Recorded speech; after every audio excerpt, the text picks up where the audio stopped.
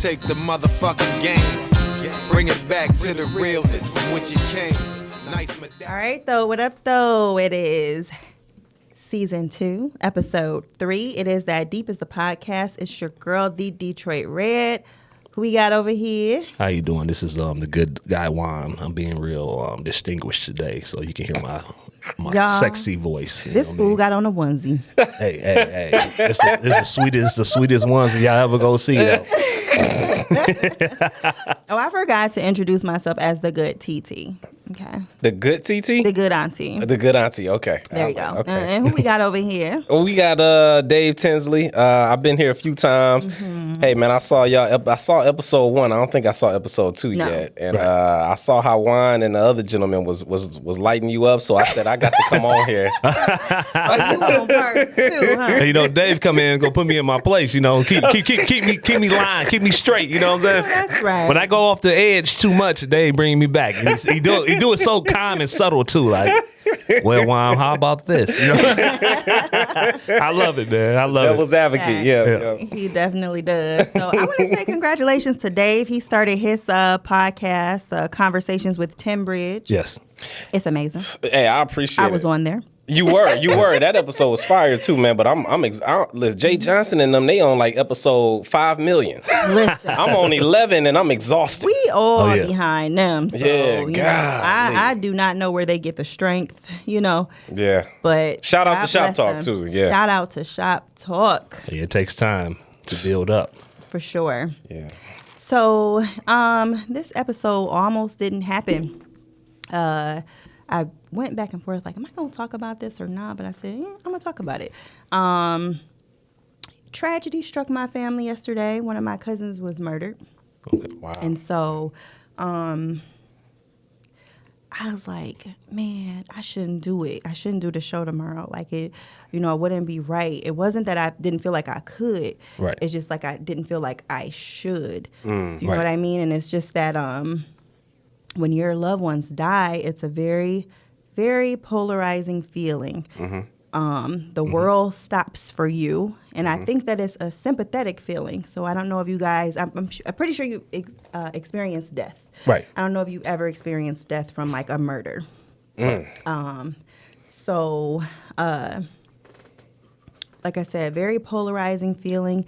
The world stands still, and I feel like it's like a sympathetic reaction because your loved one, they don't have time anymore. Right. And so you kind of feel guilty about the time. So like when I say sympathetic, if I punched you in the eye, if I punched you in your right eye, your left eye might start to exhibit symptoms that your other eye is having. That's a sympathetic reaction. Mm-hmm. So when your loved one is, my cousin is 30 forever now, right? Like he'll never be 31, so you kind of feel like you can't go on because they can't. Yeah. Right. So I had to give myself permission to keep going. So. Wow. Yeah, that's real deep. That's deep. As a person myself, I lost my father back in 2008, and it was really really hard on me back then, and I really took so much guilt. Because right before he passed, I was kind of like fucking with him because we always would fuck around, and I was pretending to be mad about something, but I wasn't really mad, and then he just passed away. Mm-hmm. But I kept that energy. I took that energy on of him passing, and it created a very very terrible anxiety because I felt almost like a guilt. Yeah. You know what I'm saying?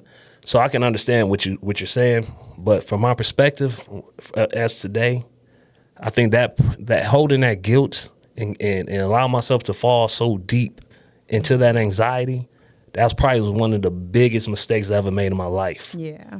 Being too caught up in a situation that I couldn't change or fix. Mm-hmm. You know what I mean? I know everybody mourns differently, but I carried that anxiety on for almost 2 years. Yeah. And to the point that I thought every day I was going to die. Dang. Just taking on that energy, what I'm saying? Mm-hmm. So moving forward, I just think that it's very important for us to just at this stage, we know how life works. You know, and some things are, you know, it's going to be unexpected. It's going to hit us in the stomach. It's going to fuck us up. But I think it's very important for us not to stop. Right. Keep going. You can push through it. Yeah. Keep going.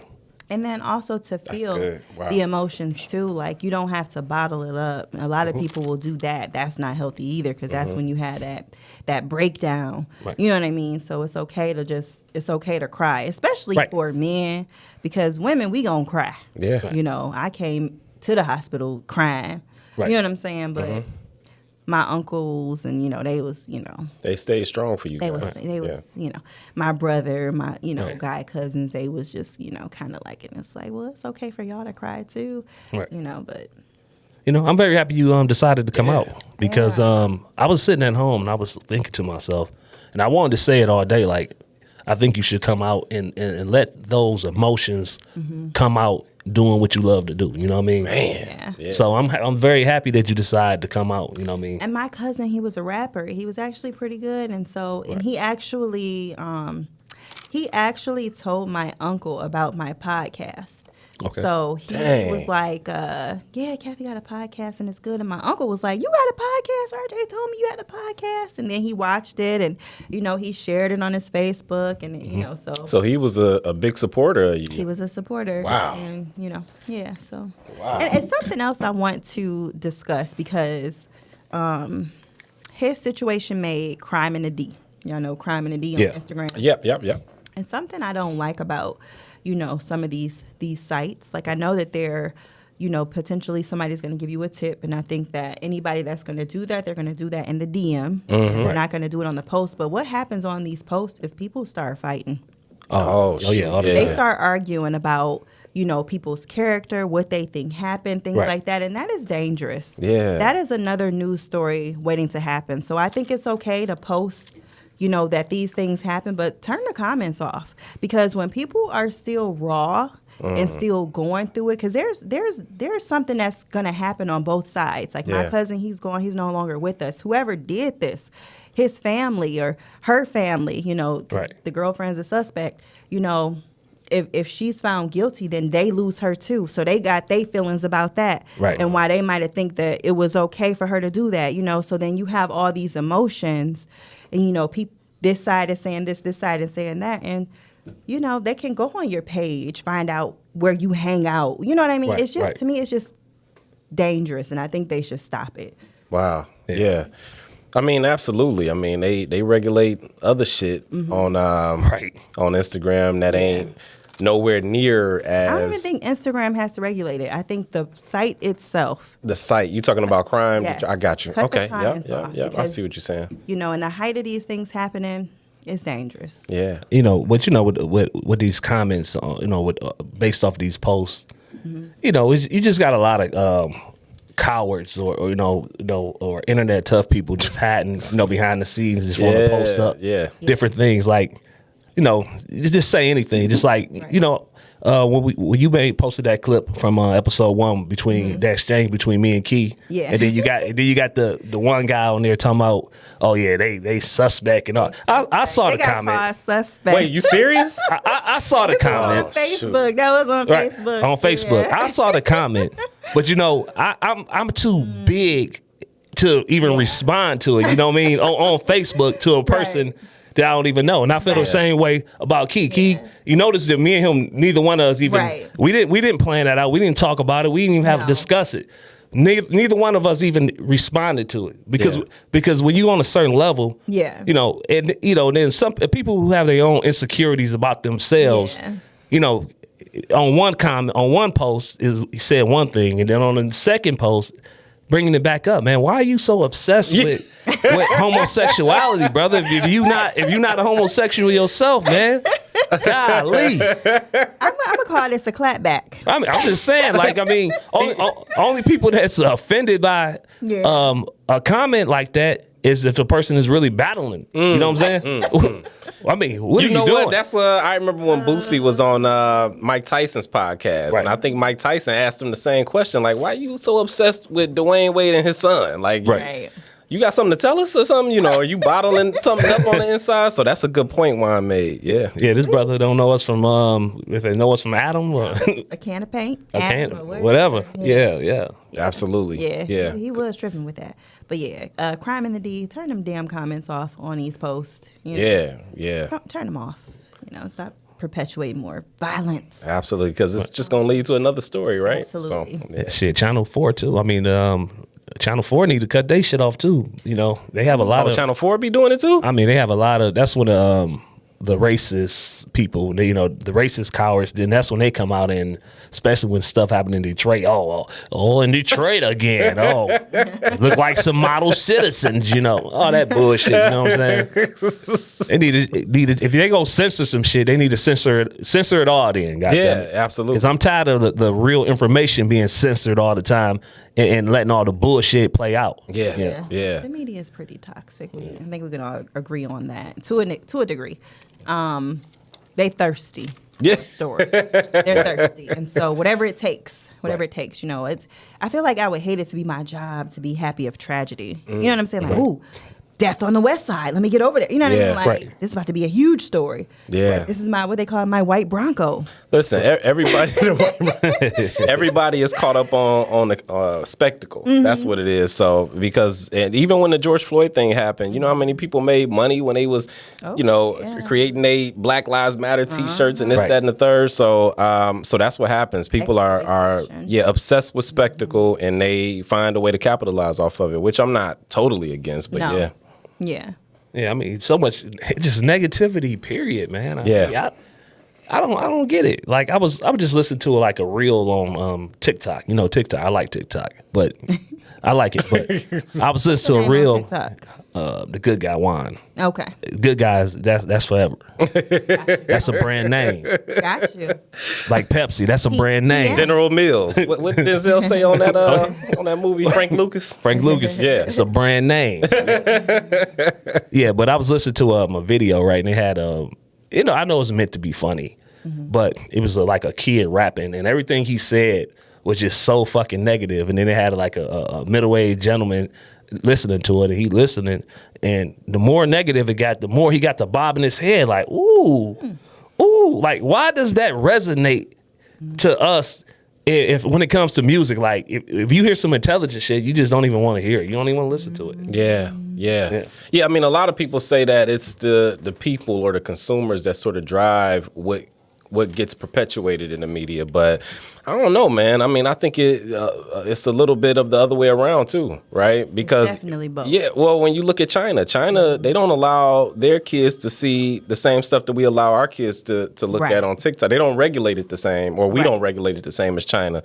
In China, they had their kids looking at shit related to STEM stuff like engineering and mathematics, and here we let our kids look at. So I guess maybe there could be some regulation on the producer side of things, but it's a slippery slope because you don't want to do it to the point to where you suppress a person's freedom of speech and stuff. So But Speaking of freedom of speech, our boy is out here cutting up. Who?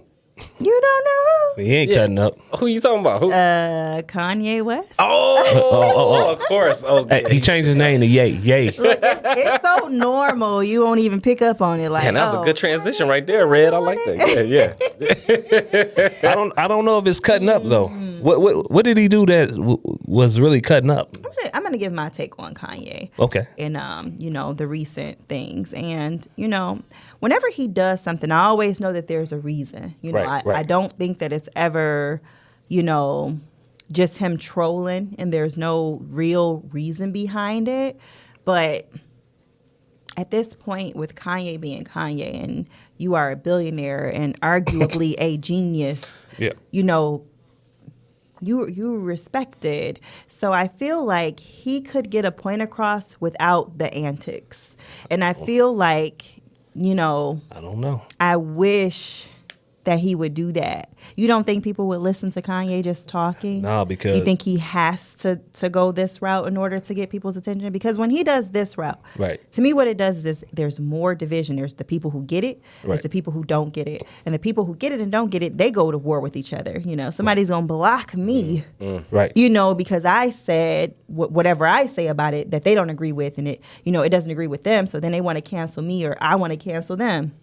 Right. That's not going to happen on my end. But what I'm saying is that I just feel like it creates more division. And so what is really the goal? I mean, why does it create division though? Because like I said, some people don't get it. And what we understand about our people is that we are emotional. We are emotional. So when you wear a White Lives Matter shirt, you know black people going to be in an uproar. I got to hear what Juan has to say on this. You know that they are, because that's how we are. I mean, with all the shit that's going on. So should we be?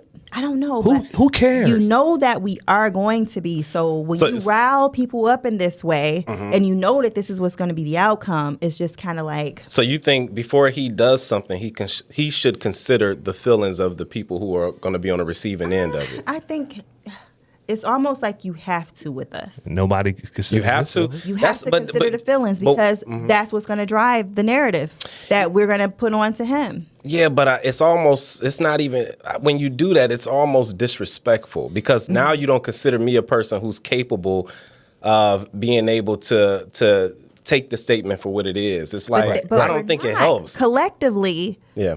No, so you we're say not collectively, not collectively, but as individuals, as well, right? And this people get it. That's what I'm saying. So then that's where you get that separation and division. And it's like I see people on Twitter, you know, people who are sticking up for Kanye are just as stupid as he is, and you know they start making these, you know, sweeping indictments of every single person, right? You know, just because we see it differently. They can't even see you seeing it differently because it's White Lives Matter. Why would he say that? You know what I mean? And, you know, they've been incited emotionally. If you're my friend, right, I'm going to tell you, I'd rather tell you the truth. I'd rather be brutally honest with you than to try to tell you a compassionate lie. Right. That's what I would rather do, because I respect you. Yeah. And I respect you as a person who's capable of receiving what I'm saying and processing it the correct way. Now, if you don't, that, you know, a conversation might ensue and we'll work it out, right? And try to figure out where. Does that always fare well? It may not, but I'll risk losing you if it meant telling you the truth than to keep you with a lie. Right. So I think with Kanye West, which I agree with you. Yeah. I'll tell you what, I do think that he trolls people sometimes. I do think his intent is sometimes like, oh, well, yeah, I gotta, you know, I know this is gonna piss people off. Yeah. Right. But I don't look at who says it or I don't really look at that too much. I look at the reaction. To me, the reaction was the most telling thing. I'm like, wait, these people reacting like this over something that's obvious? Right. It's so fucking obvious. That was the most telling thing to me. It's so obvious. Yeah. I mean, like right now, I was looking at something. They said that the hashtag White Lives Matter is blocked on TikTok. Oh, wow. Yeah. So you got Black Lives Matter. Wow. You got Latino Lives Matter. You got Asian Lives Matter. But White Lives Matter is blocked. So you mean to tell me, as a motherfucker that's not black, this is white? Was it blocked before this? No. It was. I think he's right. It was after, and they said something about it would incite hatred. And all. Incite a right. Yeah. So as everybody, it's white people in this world, right? So you telling me that every other race of people can be proud and say their lives matter, but what if a white person really felt that their life matter? Yeah. I mean, I'm pretty sure most of them do. This is what I'm saying. Like, what if they really felt that they fucking life mattered? Who fucking cares? You know what I mean? Okay, he put a shirt on. He was mocking the Black Lives Matter movement, right? He said the Black Lives Matter movement was a scam, which is true. Which is very true. Yeah. So him wearing a White Lives Matter shirt is one thing, is mocking that fucking scam that went down, but how they took all the money. Also, let him scam the white people into buying White Lives Matter shirts and making money off them. Absolutely. I mean, it's the same thing. That's that's just one perspective of it. You know, I just don't like how every time that Kanye does something, out of all this good shit that he done, y'all buying the shoe, the Yeezys, y'all fucking listen to the music, y'all love the music. Didn't he donate millions to like George Floyd's family? He donated $2 million or something like that. Yeah. He donated millions to different funds.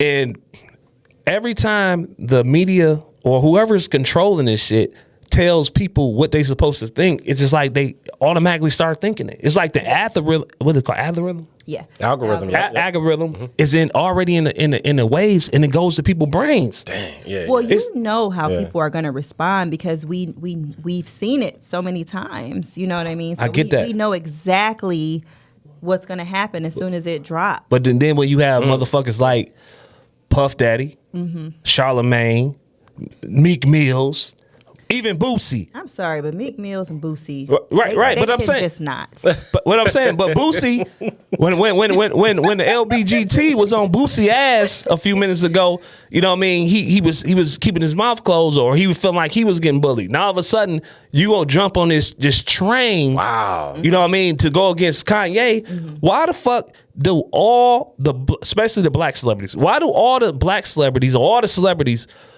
all team up together when Kanye says something? Why aren't the opinions ever split 50-50? Yeah. Why, if it is not an agenda, why isn't, okay, oh, these celebrities feel this way, and then you say, okay, half of them feel this way, okay, the other half feel this way. It's never split. It's just 99% against one. Yeah. Well, there were a few. Yeah. I think it was That's crazy. Slim That is. Thug came out and he supported Kanye. Right, so I seen that. I think it was on Casanova or something like that. He was, he From supported prison? Kanye. Dang. So yeah, it was a couple that came out in Right. his defense, which I was Part like, of the reason okay. why they do that is because it's an easy target. It's not like they gonna Right. lose anything by doing that, right? Right. That's the popular opinion to jump on. the scapegoat. That's the scapegoat, right? And then, that's a good point too. But the other thing to it is that, hey, a lot of them people want to keep their name in the media and in Absolutely. right. Let me Like, jump shit, on let's this jump on this because we know how much attention Yeah. Kanye West draws. So yeah, I'm gonna say something. I'm gonna say something. and Puff Daddy Mace was been on his ass. So he probably was happy. Yeah. But Right, I was happy seen to get that distraction. One thing I seen Charlamagne say on one of his on the Breakfast Club, he said that Kanye is always trying to seek white validation, Oh my God, yeah. and I feel like the you having to say Black Lives Matter, you know what I'm saying, to prove what I feel like that is seeking white validation right there. I already know I fucking matter. Yeah. Yeah. Especially Yeah. when That's just an ignorant statement, Right. What we have come to find out is that they only matter if we feel like they're not mattering enough to white people. Right. You know, ain't nobody about to march for my cousin. Right. You know what I'm saying? Ain't nobody Right. about to march for, whoever died last week and whoever else died last night. Right. Yeah. Ain't nobody about to change their profile picture black for them. Right. Yeah. Right. So it's the minute we don't feel like white people value us enough, Black Lives Matter. Right. Yeah. You know what I'm saying? But when it's happening all around us, which we've basically been desensitized to be honest. Right. Very much. It's nothing. It's no outrage. Yeah. Yeah. It's no cry out. Right. Yeah, I mean, people like white lives matter to me because again, I got a lot of white friends. I'm gonna tell you. Canceled. I'm gonna tell you right now. If you get rid of 2/3 of the population in the U.S., because that's white people, where you gonna go to work tomorrow? What banks you gonna go to? Damn. What dealerships you gonna go to? People don't think about that because if all the white people just vanish, do you think the niggas, the Asians, the Mexicans, whoever is left behind is gonna possess the human capital to be able to keep this shit going? Right? So people don't think about that. And they might say, oh, well, look how they got there. They got there through slavery. And this motherfucker, them white people been long gone and dead. Right? Right. And that happened to black people that been long gone and dead for years. And I hate when black people try to take, it's almost like they try to take credit for shit that niggas went through hundreds of years ago. Who you are today. This is the whole different time. So these white people that's here today, they add value. Yeah. Period. Not to say black people don't add value or Asian people don't add value, but yeah, they do matter. Because what happens if they all just vanish? Yeah, I was thinking like Kanye, he tries to push the narrative forward, and people don't want to change because with change comes responsibility. You know what I'm saying? Nobody wants to change because being the same and just doing what everybody else doing is just so easy, right? You know, Even though nothing is evolving. You know what I'm saying? Right. Like it's just a lot of talk. I feel like most of this talk that I hear, these talking points that people do, I've been hearing them since I was, old enough to hear and understand. Yeah. Once you get to the point in life where you stop blaming an entire race for why you not doing what you need to do in your life, you free. I mean, it's the same thing in my marriage, which I'm not going to proclaim that we've succeeded because we still in the shit. Right. But my marriage changed for the better when I started realizing that, oh shit, it ain't her responsibility to make the shit work. It's shit that I could be doing. So every time I get ready to blame her for some shit, I'll be looking in the mirror like, well, you know what? I can't control her. She might not change when I want her to change, but it's some shit I could be working on. Right. And the minute you do that, you free. But there's so many black people today that are still in bondage because they continue to blame another race for some shit that they ain't doing.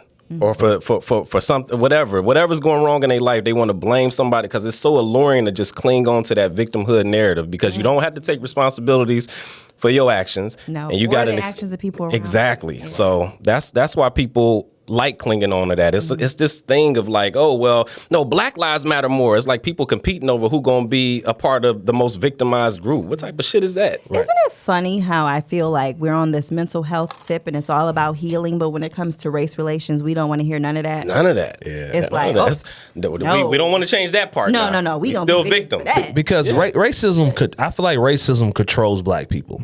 Through our emotions. Our thinking and everything. I was reading comments, that Jeffrey Dahmer special was out. Okay. And somebody was on a post, like they were mad at somebody they were mad at, what's the singer name? Must be Life. Oh, Life Jennings. Life Jennings. Yeah. That was good, though, that note you hit. Yeah, Thank you. I do a little fun. He came out and said that he knew Jeffrey Dahmer in prison.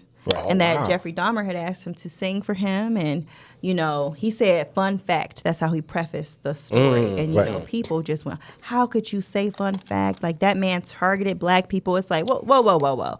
We not about to he did not target black people. Jeffrey Dahmer was fucking psycho.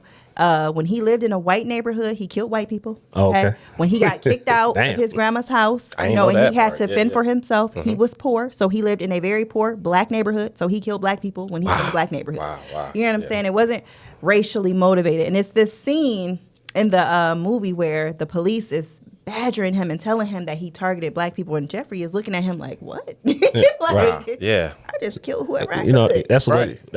Because he had this impulse, right? Yeah. And it was whoever was gonna come home with him was gonna get it, right. Yeah. So but I just thought that was crazy. Like, really, y'all about to really say make this black and white? Yeah. Yeah, I didn't watch it. White people that died too, Right.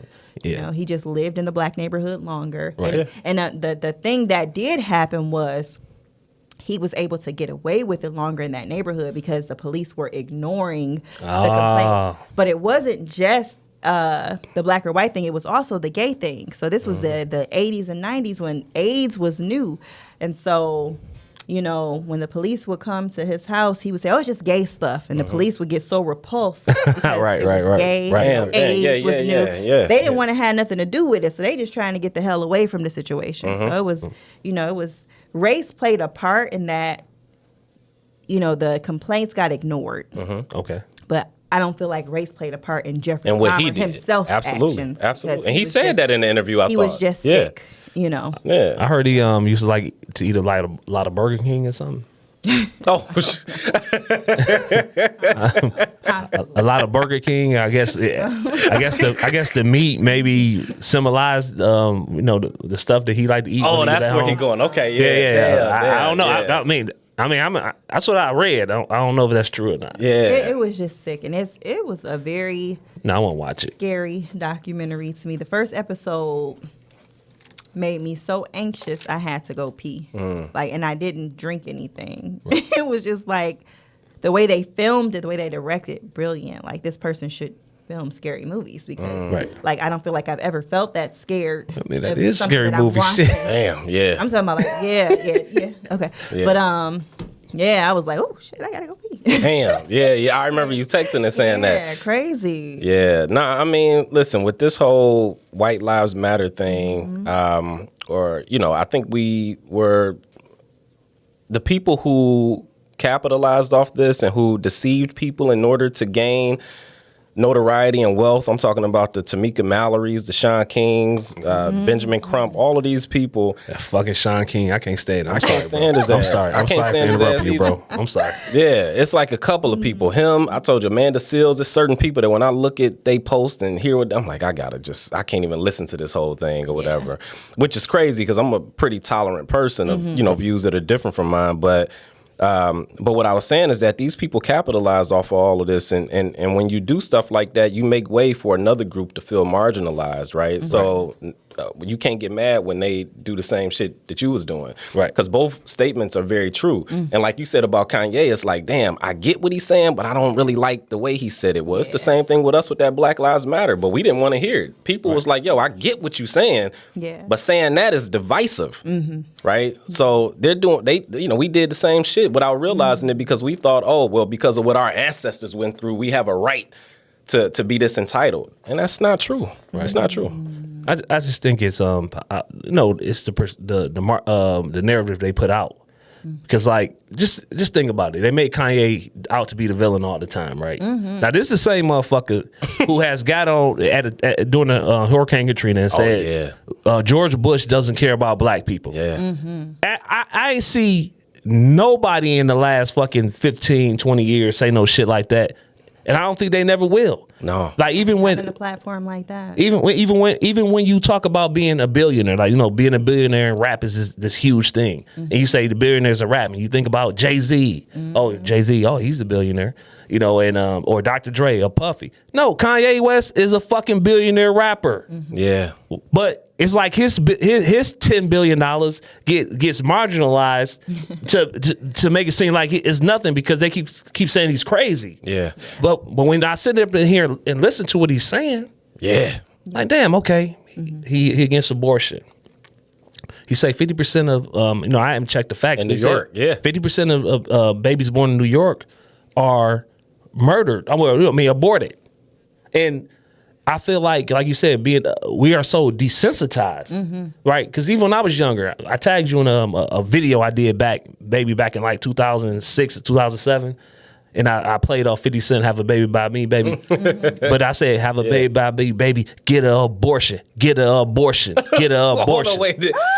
Right. And I said this because in our community, this is what we're taught. Like, you want to get an abortion is okay. We're desensitized to it. Yeah. But wait, didn't that girl make that song where she was talking about going to the abortion? Murder on My Mind. Murder on My Mind. Right. Candace Owens was like, she was going. Well, it was also, I think Planned Parenthood even somewhat teamed up with, it's like they endorsing this shit. How can you endorse taking the life of an unborn child? Right. I'm not sitting up here saying I'm for or against something, but I just think it's crazy that we've grown to become desensitized to the act in a society that doesn't value life. I mean, especially when it's in urban neighborhoods predominantly. You know what I mean? Yeah. The quality of that society will deteriorate if they continue to if the values go away. But go ahead. I'm sorry. Yeah. No, I had one of my homeboys, he say, I mean, I feel like abortion is okay, man. I mean, what if you was out and you fucked the bitch and she got pregnant? Listen, dog. Oh, man. I understand that way of thinking because this is the way I thought all my life. Yeah. But when you get to a certain point of understanding, it's like, nigga, if you fucked the bitch and she end up getting pregnant, nigga, you supposed to be responsible enough not to allow her to get pregnant. Yeah. I don't want to hear no shit about this is how he talking. I'm talking like him. I don't want to hear no shit about a mistake happened. I mean, you got to be prepared to handle whatever consequences that come up by your actions. Yeah. And you got to accept that. Can't not get a woman pregnant. Like, I get everybody pregnant. but Chuck, and Teach 'em Chuck, man, shout out to Teach 'em Chuck. When he was on my podcast, he basically talked about how he, coerced women into, or at least supported their decision to do it. Didn't speak up and draw that line in the sand. Right. And today he realizes that he was wrong. And a lot of motherfuckers don't want to be against it, right? Because they feel like in doing so, it's going to incriminate their past behavior, past the but it's like, motherfucker, you was 20 years old. It's okay. And just like Kanye said something about the New Orleans Katrina thing at one point, and now people like how he go from that to white lives because he grew. Right, right, You still right. saying the same shit about race and about abortions and all these other topics as you were saying in your 20s. And the neighborhoods and the community still look the same or worse. Right. Exactly. Right. It ain't working. I wanna read this from a Newsweek article. I think you had shared it on Instagram. Yeah. Okay. But, it says Kanye West White Lives Matter stunt might very well be a soulless media stunt intended to drum up attention for his fashion line and incite controversy. But the backlash towards his stunt points to a larger hypocrisy within the black media establishment that came for him. Because the truth is, when it comes to Black Lives Matter, Kanye is right, and black celebrity outrage should be directed at the Black Lives Matter organization itself instead of Kanye. Yeah. Right. For years, there has been an outcry from the Black Lives Matter constituency itself about the organization's commodification of capitalization on the spectacle of black injustice in America. Most notably, Samaria Rice, the mother of Tamir Rice, and Lisa Simpson, the mother of Richard Richner, released a joint statement in 2021 admonishing Black Lives Matter for profiting from the spectacle of police brutality and demonstrating a lack of transparency regarding fund distribution across Black Lives Matter chapters, organizers, and communities. Damn. Yeah. Right. But then nobody shares that point No of view. smoke. No. No smoke. None. They got no smoke. Even when it was on, the Shade Room and the neighborhood talking, all these sites, posting about this theft. Yeah. Right. No smoke. Yeah. Yeah, I see. Not nearly like Kanye's getting. Yeah. I see Candace Owens is she did a whole documentary. It come out tomorrow on Daily Wire, I think. Okay, yeah. I'm looking forward to seeing She it. exposing them. They had footage leading up to the release of this where she went to Patrice Cullors. She was like the founder or something, Right. one of the founders. I think it was 3 women who were a part of the LGBT community, black women. But she went to her house, knocked on her door. Yeah, Patrice yeah. Cullors was like, "Oh my God, I feel so like a pregnant woman Yeah, walked she up was to your pregnant, door to yeah. ask you some questions." All right. And she got on and live. you making it seem like your life was in danger Yeah. or something like that. So yeah, man, they about to light her ass up because that documentary comes out tomorrow exposing all of the What's it fraud. going to be on? What platform? It's going to be on Daily Wire. Daily Wire is a conservative based platform by Ben Shapiro. So yeah, wow. I'm paying, but I'm gonna pay. I might even because I'm not subscribed to them, but I Right. might do it just to check that out. I was thinking the same thing. You Yeah. know what I'm saying? Yeah. I just want to ask that to the people, though. Where is the smoke for the people who profit off of the pain of people who were crying out over these injustices? Nobody Is a cares. slogan enough for you? Is that enough? Because that's all you got. I can't breathe. Yeah. Is Yeah. it enough? Yeah. For it's on a T-shirt. It's painted on a couple streets. Right. Is that enough? That's what it You seems good like. with that? That's what it seems like. I just want to know. Are you good with that? they fucking. That's what it seems like. Yeah. Because I mean, it's a continuous thing, man. I mean, it's so repetitive at this point. You got these movements like the Black Lives Matter in the NBA on the NBA floor. Yeah. You're not going to get anything on an NBA floor or on a jersey unless you're paying for it. So at that point, it becomes advertisement, and your advertisement. Okay, cool, but why wasn't it around after the election?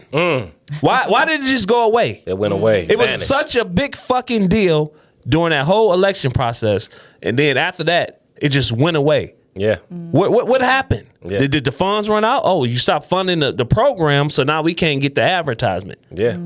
It's political pandering at its finest. Right, man. That's man. why you see Biden doing all this shit with people who got marijuana charges and Right. shit like that leading up to the midterms. But the reality of it is that it ain't even that many people in jail who in there solely on marijuana possession Right. charges. Right. So it it's just looks good It on looks paper. good, but it ain't really Right. Just Really, because it's not. be- It's not doing nah, nothing. nothing. because this will happen. This is what they do with these laws, right? They'll get you and they'll have you hemmed up for fucking 20, 30 fucking years. And they get 20 or 30 years of your life, and then they'll change the law. I mean, like, are we going to let these people out, because we got it wrong? And then it's like everybody celebrates the fact that, okay, yeah, they let people out. Motherfucker lost 20, 30 years of his life. Right, because of a crime bill that you voted For a fucking crime. Come on, man. What do we do? Why is the truth so fucking hard to comprehend? Oh, like, how can't you fucking hear the truth? I get it. I mean, it's hard because when I talk like this, motherfuckers be over there. Look at this coon or this fucking whatever the fuck. Come on, man. You already know what time it is. You know, from nigga. The same hood as y'all. Yeah. You already know, nigga. Already ain't even land like that. I just understand the truth and I respect the truth, and I can admit, okay, I used to do some of the same shit back in the day, and now when I see something wrong, I can say, damn, well, I was wrong about that. I was get an abortion, have a baby about me, baby, get an abortion. You know what I'm saying? But now I'm looking at it like, damn, what the fuck was I thinking? Yeah. But like as you grow, you change. If you don't look at yourself like that, if you 40 and then you don't look at your actions in your 20s that way, something ain't right, man.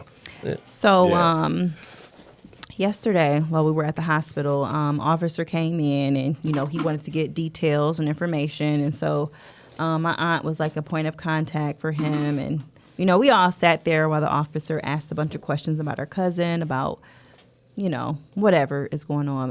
When he was done, my auntie, she said, I just want to say to you, I thank you for your service. I appreciate it. I know that, you guys risked your lives. And, wow. She went on this spiel to this cop. And when I tell you that he stood up and he looked like shocked. He thought this was a, SNL skit. Yeah, right. Because I'm sitting there with my Malcolm X hat. Right. You already turned red. Pro-black, yeah. And he's just like, what's going on? He wasn't expecting that. He was not expecting that at all. But, and my mom was like, yeah, that was a bit much. And I'm like, no, I respect that she said that because, we run around and we like, fuck the police, fuck the police, NWA style. And there is a certain feeling you get from law enforcement because we've all possibly, most of us have encountered some law enforcement that were assholes. You know what I'm saying? But we've encountered some bank tellers that were assholes, some waiters. You're not gonna say that when it's your friend, when it's your uncle that was doing their job as a police officer and they lose their life. That's going to change for you. Yeah, I see that commercial. Yeah. What commercial? The one guy said he was from out of town, of course, but this is a white guy. He said, if you don't like the police or if you really just hate the police that much, next time you have a problem, just call a crackhead. Oh, yeah, that was maybe somebody who was running for office. Oh, okay, yeah. But he said that flat out, just and people was outraged by it. But I'm like, well, he ain't tell no lies. Call a crackhead. What you said about what's the guy name who's shaking the whole thing up? Charleston. Yeah, you said something about him with respect to how he was telling people to react when being approached by a cop. Yeah, when a police officer pulls you over, he gave instructions. Right. On how to show the officer that basically you cared about his life and that you weren't a threat. There we go. And that the comment section of that post was actually made me kind of hopeful because most of the kids kind of understood that there's a reason for this because we just can't ignore facts, people. We can't ignore that we out here cutting up, some of us. We can't ignore that we ain't out here killing and selling drugs and hurting kids and drive-bys and what was the little boy got killed execution style? Like this stuff is fucked up that's happening. And so there's a reason to fear. Right. Even though it's not you. It's not you. Like you ain't never gonna do these types of things, but the media that narrative is always out there that we do these bad things, but also we're doing it. Yeah. Right. You know what I'm saying? So it's like.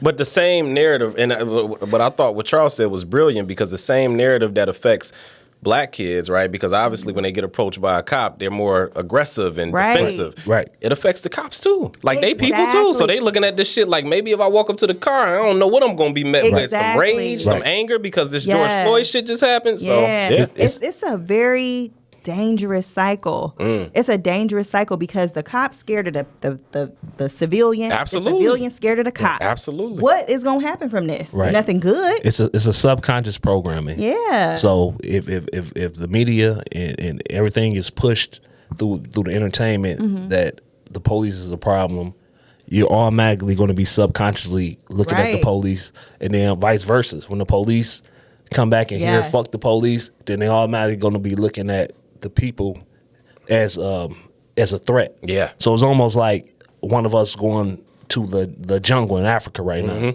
and we're not Nobody used. wants to die. Right, right. But going to the jungle in Africa right now, and we encounter some lions. Now, the people who live in Africa, they know how to interact with the lion. Right. So it's normal to see these lions walking around. When we come in contact with that same lion walking up, we're automatically on the defense, fearful. You feel me? Because in America, we don't have to experience nothing like that. Yeah. Right. So it's just a programming, because when we watch these documentaries, you always see the lion fucking tearing up or ripping some, eating something. You know what I mean? So I mean, and vice versa. And once the lion see us being fearful and moving, jittery, moving around too much, now it's gonna go on to attack. It's no different. Juan, It's no Juan different. don't miss y'all like that. Y'all need to replay that analogy and listen to it again after you listen to it the first time. Oh, I'm gonna go with the clip. Thank you, Dave. He don't miss, man. Yeah. Yeah, but that's huge, man. And that's why they keep continuously pumping so much garbage into our subconscious mind. That's why we have to be able to accept another view or another opinion on something else, because even if we're not consciously thinking about that, we can be listening to something good, then it just, you know, when that time comes, that subconscious mind takes over, and then you know how to react in the situation. Like a lot of things that I even talk about, it's not that I write it down, I just listen to so much good information That goes outside of maybe what you believe. outside. And then when I talk to people, or if I'm like out in the streets handling business, at the store handling business, wherever I'm at handling business, going to the gas station, it just clicks in. So then I could just talk about whatever scenario that I'm in. I could just talk in it and relate to More whoever. well-rounded. Yeah. Absolutely. Yeah, man. I like that. That's a word right there. So my question to you guys would be, how do you think that we could like heal any relationship between police and like civilians? I think Juan got more experience with this than me, so I want to hear what he got to say. I mean, I think you just need a real liaison between the police and the streets, right? You know what I'm saying? Yeah. Because, I've been a person to know about both sides. So once you realize that what the media is saying versus how people interact every day is not necessarily true. Now, you have some people who just fucked up people. But like you said, again, that can be a bank teller. That can be a fucking taxi cab driver. If they fucked up or have a mental problem, that's just what it is. Right. You need a liaison. Because back in the day when I used to throw parties and shit, right? So I had all these street guys that I knew, right? And then I had all these cops that I knew, right? And I would actually form groups. And when my dudes came home from prison, and I would, they'll hang around me, you know what I'm saying? And it was one of the ways to help them get off parole. So they'd hang around me. But then I knew these cops, and then we all go to the bar. And when you just in a party setting, in a social setting, nobody's thinking about nobody's job. It's just they all meet each other. You got in common, right? They meet each other, and then it's like, oh shit, you work here, or oh damn, you used to be in the street. Oh shit, but now they drinking and intertwining with each other. Now it's like, shit, oh that's my boy. You know what I mean? Like, just like me. Yeah. Like just like me. He got kids just like me. All of that. You get to know, see they got family. They're just normal people. Motherfuckers try to act like police is just on some robotic shit. But I'm not saying that they're not on some robotic shit, but I'm telling you that all people are programmed to be who they're going to be. So if they take something for what it's worth and they don't understand the opposite opinion, it is just one way, they're going to be fucked up in that one way. So you can be a street nigga and be just straight street and be fucked up because, that's all you know. And you could be a cop and that's all you know. And you just go have your one opinion or view and you go clash. But like I said, being in that entertainment or just talking to each other and get to know each other, it's been times where that cop will be at work and pull that same street dude over and he'd be like, "Oh man, what's up, man? Oh," it's not a beef. Yeah. Do you think that it's helpful if the police officers come from the neighborhoods that they protect? Do you think that would be helpful? That's a good question. I mean, it doesn't matter. Well. Let me rephrase that. Because you come right. Let me rephrase you're that. not as scared. You know what I mean? Because you know how to talk to these people. A lot of things with these cops is I think like, you know, they don't know how to talk. They don't really know how to interact. So are you saying like when you're vetting a cop, you would say, hey, where did you grow up at? Are you comfortable with these areas like that? Okay. Right. Yeah. I think it's Because he came from, you know, Pinckney, Michigan, where it's 2 black people. right. Came from And Howell, Michigan. You or throw something him in Detroit on the east side, back in Bewick, he's scared as hell. So, I mean, I do think that. Yeah, you know, he might have a certain view of what he see on TV and think like, damn, this is.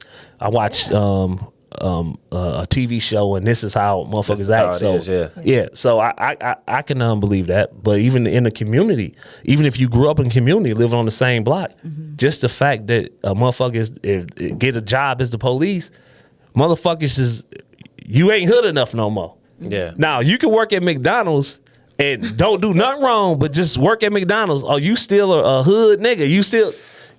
That's a good point too. You still a hood nigga. But you get that job and then now you come on come around the block and you know, hey, what's up? You know, motherfuckers be looking at you like, yeah, what's up? Like motherfucking my name ain't on no motherfucking paperwork for doing no whole shit or doing nothing to nobody. If anything, you know what I'm saying, motherfuckers is trying to help, you know what I'm saying, people get through certain shit where they can help them at. Now, if you kill a motherfucker, I mean, shit, ain't nothing a motherfucker can do about that. You know what I mean? Yeah. I'll say one thing about and I think that's a good idea that you just came up with, Red. But on the flip side, if an officer isn't from the hood, you know, what other way will they gain an understanding for people that come from different areas if they're not put in a situation to engage with them? So that might be part of their so it can training. It can work both ways, right? Like, hey, you got to be in this community for a year or something. Hell, I don't know. That's a long time, but just to get to know what it's like, how do people talk, how to interact. Like with actually them. talk to because you see videos going viral every now and then. The cops stopping and playing basketball with the kids and stuff like that. Yeah, I think they definitely need to have a liaison. Yeah. To like teach a training course. Yeah. To kick some of the slang. You know what I'm saying? Do it during some of the street vernacular. Get hired, like you got to take these courses while you're hired. No, right. You're just offer it. But I'm saying but like they doing corporate. But they need to do that training. They need to do that training to the black officers too. For sure. Yeah, like they both need to just have to learn the fucking slang. Because sometimes you might hear something like, a motherfucker be like, oh, it's about to go down. Oh shit, what's going down? Yeah. You know what I mean? Because they just don't know. Yeah. So I definitely agree with that. But Juan said something, I'm not gonna even derail the topic too much, but like for me, I'm from the hood, right? But even if I were to go back, they don't look at me as if I'm from there. And that's like you think about PNB, God rest his soul, you know, when he got murdered, and thankfully they found out it wasn't because of his girlfriend. Ain't no telling what she was under, being ridiculed and criticized that whole time until they found that out.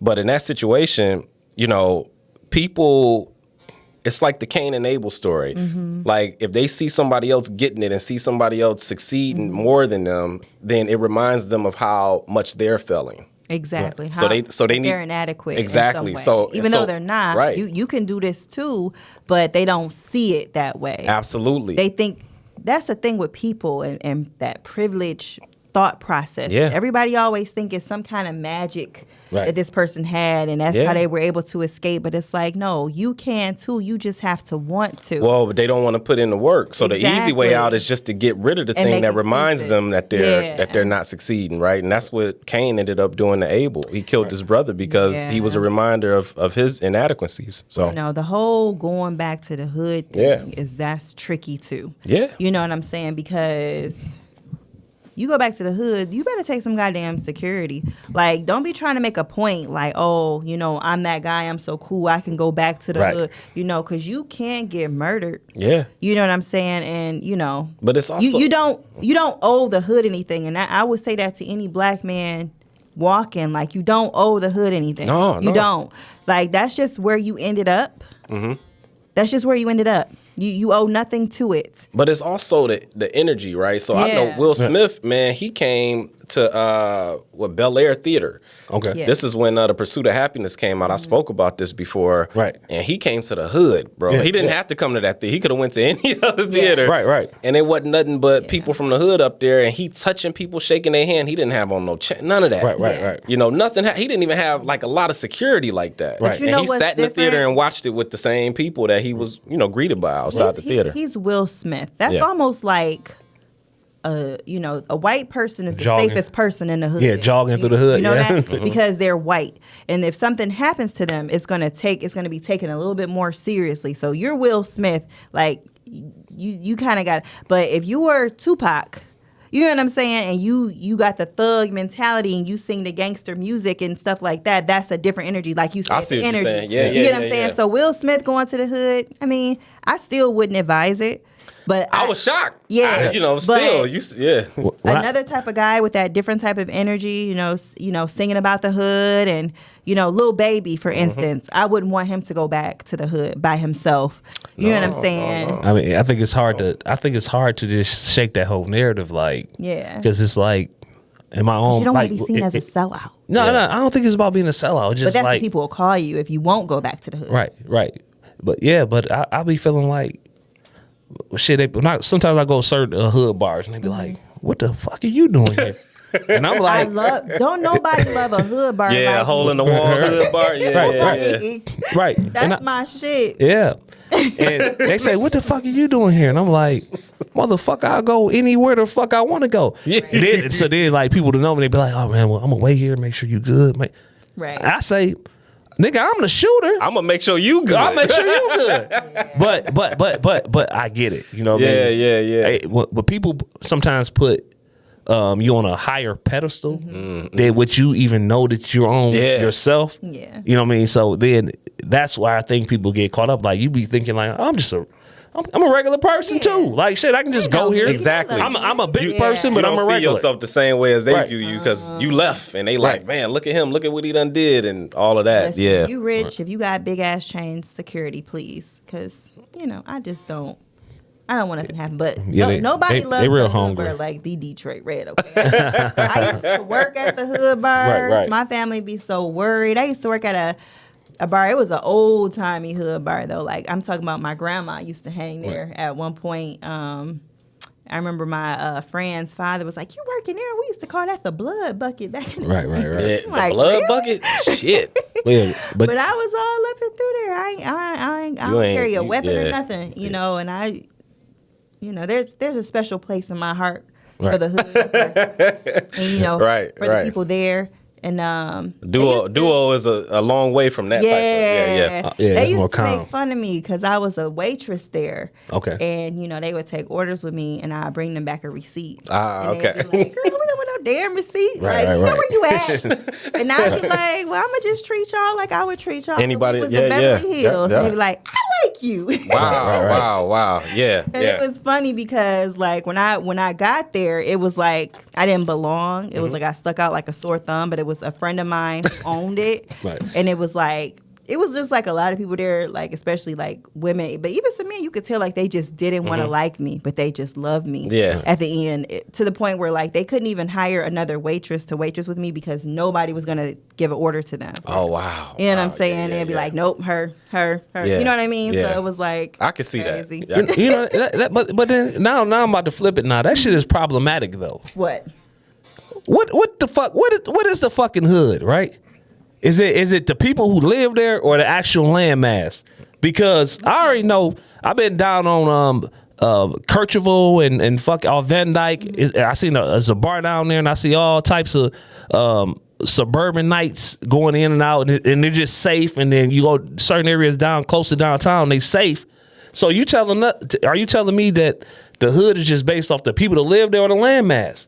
So why can't I go on fucking 7 Mile and Gratiot and just be like, I'm just on 7 Mile and Gratiot. I think it's the area code and the higher risk it is of some shit happening to your ass. God damn. There is a certain amount of tragedy that's associated with certain zip codes. Yeah, oh yeah. So You know, if you add, what is it, 48205? Oh, that's where I grew up at, 7 that's Mile my and hood. Manning. Yep, You know yep. what I'm saying? I'm for Some of 6 Mile and those- Gratiot. some of those Shaner, all of that. zip Yep, Oh, yeah, yep, yeah. yep, Them zip yeah. codes you know from crime. Yeah. You do. Okay. So that's the hood. Okay, but what I'm saying also is, so you telling me that only difference is we take the people that's in 6 Mile, from 6 Mile and Gratiot right now, that's live there right now, and put them in West Bloomfield. Is West Bloomfield not a hood? And if we switched them out? Well, this is a good conversation, but yes, I think it would. If enough people who already exist in West Bloomfield end up leaving as a result of that, Yes. right? Then it would, because then you'll start to see people spray painting on shit, hanging their clothes up outside on the porch to dry, not cutting their grass. It's a certain mentality and culture that comes with it. That's why and when a we've lot seen of neighborhoods go yeah, down. yeah, You know what I'm saying? depreciation. We've yeah. lived through that. You know, I remember my mom when I was a kid. You know, we would drive around over on them number streets. Right. You know, that's where my grandma lived on 25th and Warren. My great grandmother. Right. And my mom would drive. She said it used to be so beautiful over here. It was so. You know, it was houses. All, you know, it's like a house on each block Yeah, now. yeah, yeah. You know what I'm saying? Like we've seen depreciation. That's why gentrification So, and people get mad at white people, but it's not that the appreciation of the assets out there increases because white people move there. It's because they're bringing certain behavior with them. Yeah, exactly. And that's a part of it. That's what I'm trying to. That's the point I'm trying to get to. Like, what does this redlining come into effect? Is it just is it because of the people who live in a particular area, or is or is it the landmass? Like, oh, this area just horrible looking. Like, oh, yeah, let's name that the hood and bring the value down. I feel It might be. I think it's the people because look at downtown. Shit. Right. I mean, those older homes though, man, they're so much better. Like the way they're built. Right. You know. Oh, the yeah, details yeah, and yeah, stuff. You ever yeah. went into like the Boston Edison, district oh, and yeah. one of those houses, and they don't let you you can't make certain renovations over there. They like shit to It's Historical, amazing. historical, Yeah. It's historical amazing. value. Palmer Woods and all that Yeah. shit. Yeah. So, long story short, Sherwood the point I was trying to make is, you ain't got to live in the hood. All you got to do is change your mentality and your mindset. Oh, if you start taking care of the hood, stop trying to kill each other, stop taking care of your, if you start taking care of your property, stop stealing Neighbor's cars. yard. You know what I'm saying? right. For real. Cut the neighbor. Yeah. Cut the Like, old on lady who my lived next door to you block, yard. There is this one house that is so fucked up, and it's like I told myself I'm gonna start paying for somebody to cut that yard because it's making my block look bad. You got a nice And house I too. don't- I yeah, like I you do. keep your shit and up. I don't understand why the people who live next door to it cut they shit and don't cut. I'd be like, I would cut that. Yeah. I'd be like, hey, do you mind if I cut your grass? Yeah. Detroit. You know, because this is deplorable. Yeah.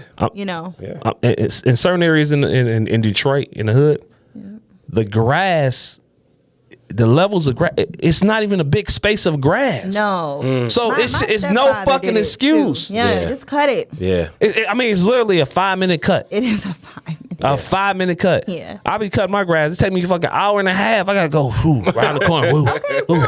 Chateau boy. wine. Yeah, I'm just saying. I still got the push more. Oh, you don't got the mobile joint? No. that you- Oh, I ain't You when don't got got it a yet. Mercedes? No, because I make it an excuse for it to be my exercise. Exercise, right there we go. But I'm getting tired. Yeah. But when I go visit certain people and I see their grass never cut, and I'm like, Yeah. man, this is like whoop whoop whoop whoop, and it's done. Like Yeah, absolutely. this is insane. And now look at the whole block. Just the grass level is just not a whole lot of grass. Yeah. No. Yeah. Just cut the fucking grass. absolutely. that Yeah, little just piece cut of the It's a grass. mindset thing. Yeah. It is. Yeah. And it's people. Like I said, when I was growing up, my stepdad, there was a single mother who lived next to us. My block consisted of almost all families. Right. There was like 2 single moms on the block, and the one who lived next door to us, she had like 5 kids. Right. My stepfather cut her grass every time he cut our grass because she didn't have anybody to cut the grass. Right. But this is our neighborhood. That's how we looked at it. This is our street. This is our neighborhood. We want it to look good. People need to go back to having this type of mentality. But I think the breakdown of that is the breakdown of family itself. Okay. Okay. You know what I'm saying? The breakdown of family itself takes people away from our neighborhood mentality. Okay. Ownership takes away, or lack thereof ownership takes away from our neighborhood mentality. I don't own this house. Yeah. They don't own it. They don't give a damn about what the block look like because it ain't their block. That's they don't own it. That's when I started investing. My mentor told me, he said, when you look for houses, don't look on blocks where it's all 2-family flats. Right. He said, because it's a bunch of tenants over there who not necessarily taking pride in keeping the appearance of the house up. He said, make sure some single family joints over there. So that's a good point. Right. Neighborhood Watch. Do you guys remember that? Did you have that when you were growing up? Yeah, I remember Neighborhood Watch. I remember block parties, all types of stuff. Yeah, me too. Get the fire hydrant out, put the tire around it. I remember The swimobile. Yeah. I remember the swimobile. Oh, we ain't never had no neighborhood watch. Shit. Neighborhood Watch. I grew up. Not I grew up on in 7 Mile, not over there. Yeah. I grew up in an area called 9-6 area. What that mean? In 9-6, I remember they told me that this was the most dangerous neighborhood in America, right? Around in 1997 or 8, it was listed as the most dangerous hood in America. But damn, why did we take? I'm trying to figure out. When I found that out, I was so happy about that. This is what I keep saying, like a badge of honor, right? Right. Yeah. Why do we keep? When do we get that. to? Yeah, you see that list, you'd be like Detroit, Flint, St. Louis. Yeah. Cool. Yeah. What? Puritan. When do we get to let that shit go though? I don't know. For some people, it happens, and for some people, it never happens. That was Charleston White was saying. Forever. I like him, man. Yeah. I like Charleston too. You know what I'm saying? Yeah. Charleston was saying, why do we don't call the police on your ain't ass? playing. Yeah, like you come on, you mess with me if you want to. You heard Boosie. Boosie was like, I don't even want to talk about him. I don't want no problems. Yeah. I mean, if he ain't committing a crime with you, and if you fucking with him, and he's a victim, he's supposed to call the police. And he say he a comedian. He said I have a license to make fun of people. Right. He said he made 10,000. He said I get paid 10,000 a show when I perform. I didn't know he was a comedian. But they talked about him on the Breakfast Club today. I said, oh, he done made it. Wow. It was, because he was going in on Boosie Kid and T.I. Kid and stuff. So, yeah, man. But, yeah. I think that was real funny how but he got a point, though. He said that, because T.I. got on there, you'll talk about nobody kid, blah, blah, blah. But Charles said he 18 years old. He talking about whooping my ass. Like he a grown man. He a grown man. Because if he get in trouble, he can do a life sentence. You know what I mean? And people don't realize, or he always speak about it, that he's an activist. What is it, child activist, or I forget what you call it. But he's an activist in Texas. So he had programs for to help the youth. Wow. So that's what he do in his everyday life. Like he have programs and make sure the youth stay on the right track. See, people don't even know that about Charles. Listen, that man said he quit and sued every job he ever had. Oh yeah. Yeah, he crazy, man. I watched that video. I was dying laughing. Right. Because he read all that human resource paperwork you get that nobody reads. Yeah. Oh, he's smart. He's a smart dude. Oh, he's very smart. Yeah. And you ain't do nothing. Okay, I'm suing. And that's what he say. This would be like, yeah. Hey, he be real witty with his comeback. He be pissing motherfuckers the fuck off. Oh man, he do. He real witty with his comebacks of his his appearance, and they always because he thin, and they always talking about this crackhead and all this shit. Like nah. That motherfucker. He know what he talking about. He said something about he was like, man, we gotta stop some of these young because some of these young rappers are demonic. He's like, the rappers I was influenced by, like Tupac, like I'm a revolutionary. That's what it birthed, a revolutionary. He said, can you imagine what these young niggas is gonna birth in the next year? Right. We got to cut the head off the snake before it grows. So he says a lot of things that you gotta think about. And you can tell he thinking deeply about his shit. He ain't just talking. Even if it sound like that, when you go back and listen, you be like, oh shit. That's the number one thing. Nobody wants to fucking listen ever, man. Why nobody want to fucking listen, man? Well, they want to listen, but they want to listen to something that incites them emotionally. That's what people are all about. Right. So you got to get to the heart. So they don't.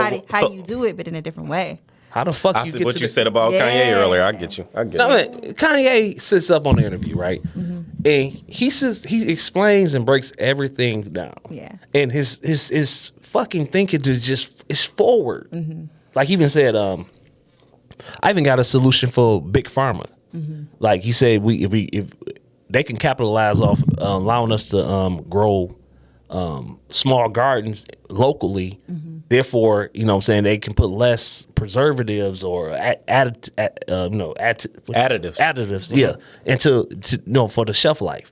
So they said he's saying that they can make money by doing this, so they don't have to keep poisoning us. Yeah. But you know what people were focused on during his interview was, who was he interviewed by? Tucker. Yeah. Carl Tucker, yeah. Why does he sound like that? He talks so white now. I'm like, Kanye has always talked like this. He always switched it up, depending on who he was talking to. Yeah. Nothing wrong with that because he has a very well-rounded, diverse, background. So he came up around he was exposed to different things. Right. So that's going to be a part of him, right? I don't look at it as like code switching or like he's being phony. But I'm just saying but you're right. The message got lost because of how he's saying it, and they think, this ain't Kanye. They don't care about what he's saying or if it makes sense. That goes thrown out the way. Why he sound white? Why he talking like that? But he's always dipped in and out of that though, right? Depending on who he was around. I think he talked like that when he was on the Kardashian show a little bit too. I never watched the Kardashian. You watched the Kardashian? If he was on it, he was on it. I think he talks like that. No, hell no. Juan said I ain't going that far. No. I love Kanye, but I ain't gonna watch the Kardashian show. I got caught up in them one day. Right. I was being lazy. You ever been lazy, laying on the couch and you can't find your remote? Yeah. So you can't turn the channel. Right. And it was on. And I was just watching it. And there was just a whole bunch of like, Everybody like drags their words. No, Chloe. No, I think, oh my God. Like, what? Yeah. I'm just like, I feel so much dumber from watching this for I think Kanye. Where's my remote? I think Kanye talks like that and switches his voice up. So when he's depending on what platform he's on, so he can reach another demographic of people. Oh, I ain't even think about that. So I mean, say you trying to you could talk ghetto, or quote unquote ghetto or hood, whatever the fuck it is. You could talk that. Those people already know you. Yeah. But what about that 50-year-old white man who ain't never heard you speak before? And he's like, damn, well, this guy articulates himself very well. I don't understand why. No, you got to think about the brilliance of this because even Jay-Z, I remember he said, I'm the same no matter what room I walk in. Right. But Kanye has surpassed you. Right. But you remember Jay-Z did that one interview and he had his legs crossed. And he switched it up too one time? A little bit. He is different. He is different. Yeah. But that might be his maturity. Yeah. Oh, it is. I mean, you can't be no billionaire dating Beyonce and not change a little bit. Right. You know, people was cracking on the little leg cross. Yeah. His raps are more mature now, so yeah, absolutely. I think his raps are very good now. Like I said before, I just hate that it seemed like he had to wait so long and to be able to start to do it. I think that was strategic, though. I think it's strategic. Like Kanye's strategic. I think he prioritized the money. Yeah. And he wanted to get all the money he could get out of the game that he could, and then once he got there, then he started to. That, to me, that's how I see it. Yeah. I could be absolutely. But how strategic do you have to? Well, I don't know what kind of game he playing on that level because I haven't made it to that level yet. Right. So I don't know what kind of demons that these people are going through, but it's definitely has to be a strong fucking evil force that keeps these motherfuckers in check. Because the like I said, the Puff Daddy. You seen Puff Daddy when he came on the Breakfast Club after Kanye did that whole White Lives Matter. Yeah. He was stuttering and shit like he was stuttering like yeah. What the fuck? Why are you stuttering, dog? Like, say what you mean what you say. Speak with conviction. Yeah. You heard what you see the message Kanye put on Instagram. He said Puffy sent him a text, said, yeah, we need to meet up. Kanye say, "Fuck you, you Oh fed." yeah, he did. You fed. But you got to think about it though. It's like you trying to change me, right? You already know this is how I think. And here you come running your mouth trying to sort of stop me from doing. And what gives you the right to do that? What makes you greater than me? What makes you think that you're right and I'm wrong? Right. And I think just the audacity of black people to kind of have that sense of arrogance to where it's like, nah, you wrong for this. Listening to nobody. He said, "You can help me. Help me." Then help, but I ain't listening. And he especially ain't listening to nobody. And this is his words. Right. Who broker than him? Yes, he said that shit. He said it. He said that. And that was facts. He though. said, if you broker than me, I don't want to hear nothing. And he said broker. Why can't I think like I Yeah. want to think? Yeah. Why is that such a crime to think like I want to think? Because we don't live in a nation that really values free thinking. Yeah, We don't. I agree. We don't. I agree. We scream, we are not a monolith. Black people are not a monolith when we want to, uphold other groups and, what they're trying to do and be. But when it comes to individuals, we do not value free Absolutely. thinking Black people. And we don't even notice And you our bet own not hypocrisy. be talking about Trump or being a Republican or I'm Kanye voting West Republican or down the whole ballot anything else this like time. that. We do not like that type of free thinking. You will get canceled for that. Right. You are a coon. My thing is like, who is Lil Boosie? Lil Boosie can call somebody a coon. What has he contributed to the people? Oh, Charleston went off on his ass. What has he contributed that he has the right to sit up and call another black man a coon who's contributed way more than he ever has or ever could? I'm gonna play that interview from Charleston White. He went off on Boosie ass. He talked to his son. He was telling him like all the shit that Boosie allegedly did back in the day, as far as getting people up out of here. Right. You know what I mean? And he's saying he ain't no role model to you. Like pretty much, like you need to check into your daddy. Like all the people he hurt and all the families he hurt. Yeah. Based off how he used to be back in the day. Right. Who the fuck is he to say anything? You know what I mean? How did he become the leader? Right. Somebody That dude, said he don't mind telling the truth. Good Lord. he said Yeah. somebody on Twitter said that Boosie was the new Malcolm X. I said, y'all niggas is I'll tell you what, he's entertaining. I'll give him that. I think he's Boosie? I think He's he's I think he's funny. Yeah. I think he's funny. And You don't the think stuff he's entertaining? No, I think but the Malcolm X. No. Oh, no, I ain't say that. But That's what I'm yeah. saying. The person said that Boosie was like Malcolm X or some shit. Like What was you about to say? Why you think he funny? No, I think he's funny, but no, I for sure don't. No, he's not on a level as far as because he's not saying anything except the shit that he's allowed to really say. Yeah. I mean, he did go against the LBGT. You know what I'm saying about the Wayne Wade situation. He Kind of retracted it a little bit though. Once maybe he got on his did. ass? Yeah, Oh, maybe they will whoop your ass. Now, don't fuck with the LBGT. It's the They same will thing. whoop your and ass. don't fuck with the Jewish. It's the community. same thing where Macy Gray. You remember Macy Right. Gray came out and was like, "A boy is a boy, girl is a girl." Right. You know, A boy is a boy, a girl is a girl. and she apologized. Not too long. I was like, Right. "Oh damn, they got Macy." Oh, she had to apologize. She did. She retracted it. That's like when you said earlier, like what's causing these people, like what boogeyman is out Right, there causing right. it? Yeah, Go take your livelihood, huh? So, absolutely, man. So you go. I mean, And they will. Yeah, I They can't. will. I hear the baby is blackballed or something. Well, They he's said cornballed, not black. Oh, cornball. He's cornball. what's cornball? What's that? He's a goddamn cornball. His antics. What did he do? I mean, Oh, the Meg Thee Stallion first of stuff. all, exposing that they had a relationship. kissing Everybody and- doing that now. I think kissing and Quavo telling. like were they doing that with Sweetie and It's all that corny. stuff? Yeah. It's corny. And Well- even before that, even the antics he played with Danny Lee and his baby mama, that was corny.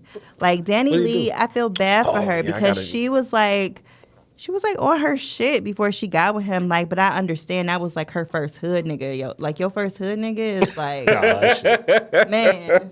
You be hooked. but- you I need a whole just had a show. moment. But- yeah. Talk about what it feels like when you get to your first hood nigga. You had yellow bonus, what he want. Like she was getting whipped and everything Yeah. else. But So that's the problem though. he's talking that talk. Yeah. She like, I ain't never heard nothing like this. That's the problem though. Damn. Yeah. You But right. she was the shit before she met him. Like that bop video that everybody. Oh, went she on and was on. cold. She directed that. She choreographed Oh, that. yeah. She was cold. She was doing work for Prince. Prince discovered her. Like she was on her Okay. shit, and like this nigga was the decline of her. You know what I'm saying? And Well, That first hood nigga. She got to choose better, and not to say he's not. For sure. Not to say he's not better for sure. somebody else, but you know. Yeah. So his antics with her and his baby mama pitting them against each other, you know, the Meg Thee Stallion stuff, the fact that his flow never changes and it's already that type of cliche kind of, you know, flow anyways, you know, it's already that. And so I think everything just kind of, and he's had I feel like there's always something crazy happening around him. He done killed somebody. He fought somebody. Everywhere he's slapping somebody. He just got his energy. It's fucked up. Okay. Yeah. You know, and so I think eventually the chickens came home Chickens came to roost. to roost. I want to bring up one. Well, what you about to say? No, go ahead. Go ahead. If I derail it too much, derail the conversation. Just bring me back. Did y'all see what 50 Cent and going on with him and this kid? Oh yeah, 100%. I want to talk about. I started to text you that today. yeah, for sure. I saw that. Marquise. Oh yeah. What y'all think about that? Well, you know, I feel like they need to sit down together, him and his son, because that's his son. And there is nothing my daughter could do that I would disown her ever. Nothing. Like that's. Oh shit! I feel like Juan is going to have a different angle. Let's see. That's a part of me, an extension of me, and I will always forgive her. Right. So, you know, that would be that's his prodigal son. You know what I'm saying? I So see what you're saying. his son got caught up in the crossfire between the parents. Right. You know, the mother put the son against the father because of whatever bitterness that she had brewing. And the son, he's a child. You know, he know his mother from being, you know how much a son loves his mother? You know, I know young men whose mother did the same thing, and even though they know their mother was responsible, they still love their mother. You know what I'm saying? It's just a different kind of love. And so, you know, and I'm sure 50 Cent loved his grandmother or, you know, the person who raised him. So I think that he should forgive his son. I think that they should sit down with one another and they should work it out. And I think that has to tear you up. I don't care how rich you are. I don't care how famous you are. To have this type of relationship with your child, I feel like they should fix it. I don't feel like it's beyond repair. I think they should work on repairing it. So now we got to hear the father's perspective. Let's see. What I'm saying, it goes back to that old saying, you know what I mean? Mama can be a crackhead and she get a song called Dear Mama. Father's a crackhead and nobody fucking heard of him. He's the worst nigga on the planet. Oh, shoot. See what I'm saying? So, I mean, at the end of the day, the boy is 22, 23 years old, whatever age. He's grown. They were saying that he received $6,700 a month in child support. 80-some thousand a year, right? Yeah. 80-some thousand a year.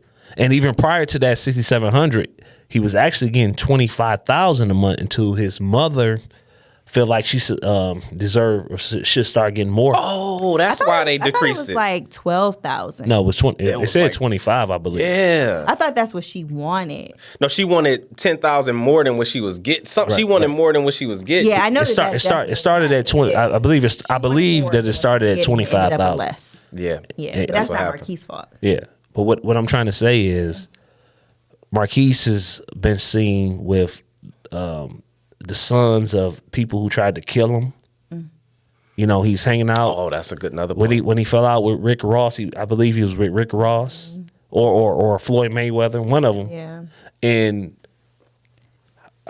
how much disloyalty or how much hate do you got to have in your heart and to still expect somebody to care about you?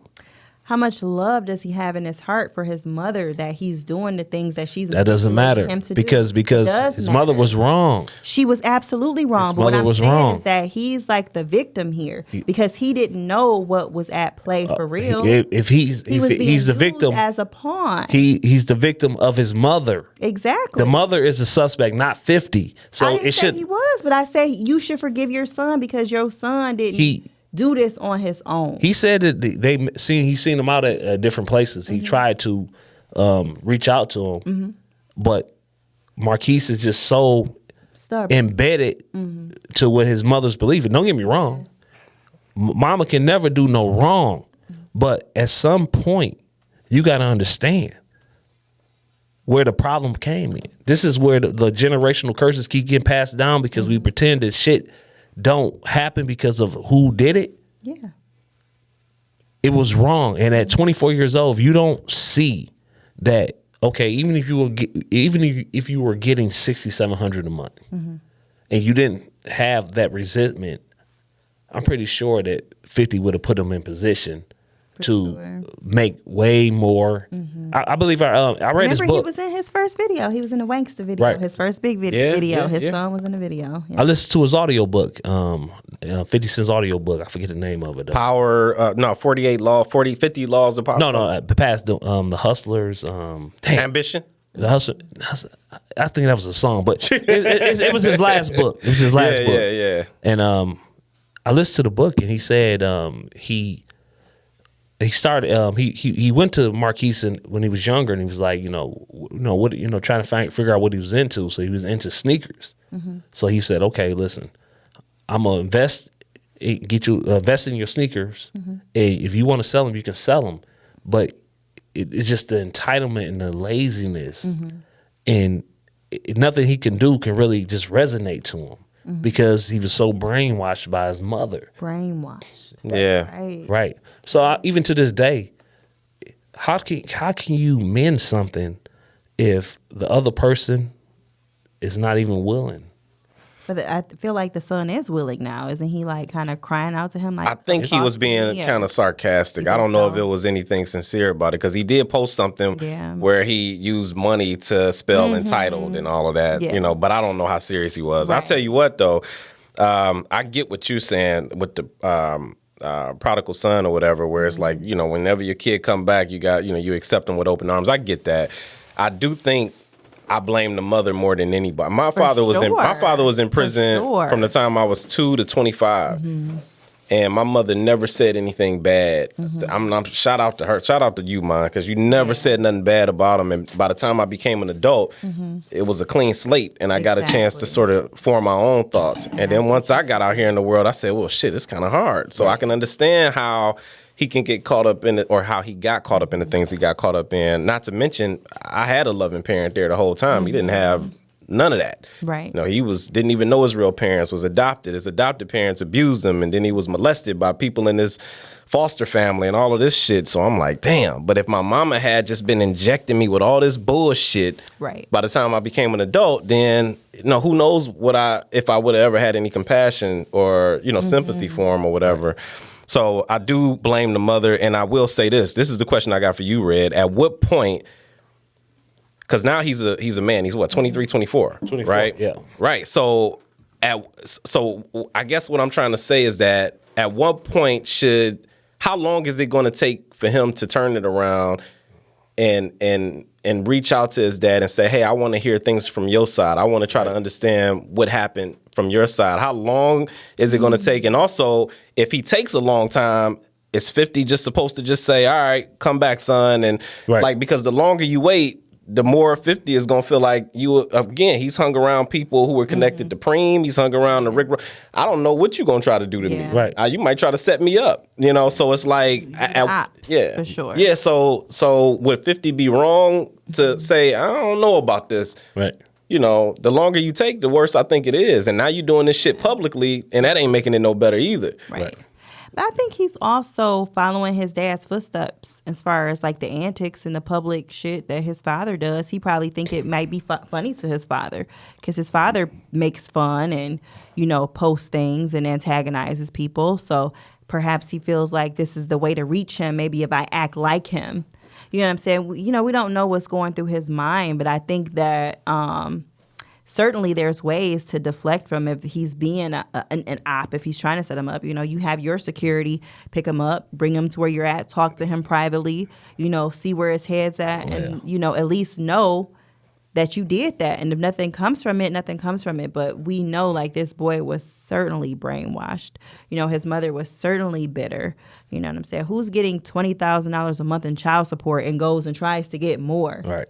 Like, are you kidding me? And she on camera talking about, I made him when he got shot all them times. I took him and I took care of him at my parents' house. And it's like, that's what you supposed to do. You as woman. Girlfriend. Right. So what do you But you didn't make this person. This person, you can't take credit away from the hard work he put in to become who he is today. My thing is this. My thought is this. I would like to see them heal. In my Jada Pinkett voice, I like to see some healing occur. But it can't happen without accountability, right? And I actually think, I'm gonna be honest with you, I think I don't know who's more responsible. Is it 50's responsibility, or is he more responsible for trying to make it work, or would they have to be more responsible for being accountable to make him more like, you know, who's more responsible at this point? He's been brainwashed by his mother, right? Yeah.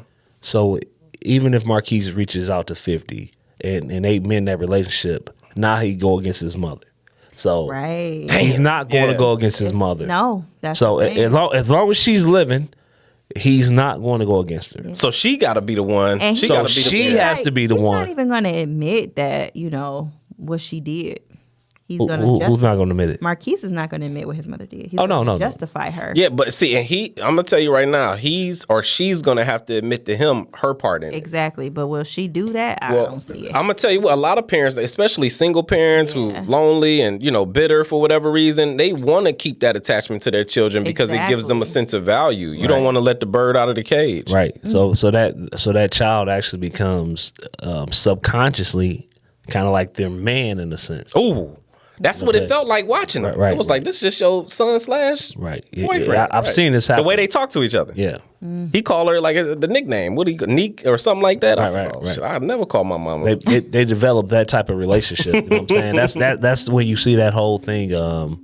My son is king and all that shit. Yeah. Now your son is your prince. And you be dressing them like the dudes that you and always dress them like the dudes that you used to date. That you claim that you can't stand or left you hanging. Yeah.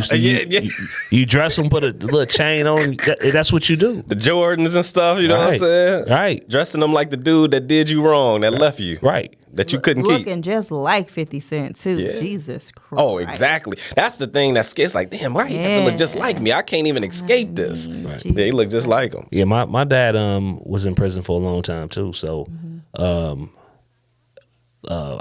was in prison 14 years out of 25 years of my life. Yeah, so, and then, and that was in the later life. So, you know what I'm saying? So, once I really calculated the time, but my mom never ever said anything bad about him. Like, you know what I'm saying? You know, shout out to Juan mom too, man. Yeah.